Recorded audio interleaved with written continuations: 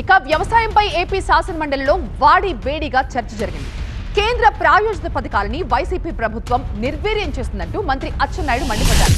యాంత్రీకరణ సబ్సిడీకి కేంద్రం ఇచ్చిన నిధులను కూడా దారి మళ్లించి వ్యవసాయాన్ని పూర్తిగా నాశనం చేశారని ఆరోపించారు.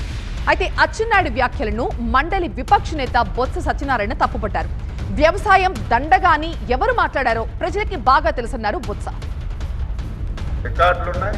5 సంవత్సరాలు కేంద్ర ప్రభుత్వ ప్రాయోజిత పథకాలన్నింటికి తాళం వేసి ఒక్క పైసా తీసుకోకుండా అమ్మ పెట్టదు, అడుక్కు తిందన్నట్టుగా వీళ్ళు చేయలేదు.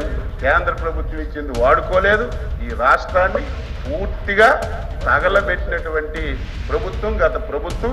ఇది నేను చెప్పడం కాదు, ప్రతి ఒక్కరూ మాట్లాడతారు. రికార్డులు ఉన్నాయి, ఆన్లైన్లో కూడా మీరు చూసుకోే అవకాశం మీకు ఉంది.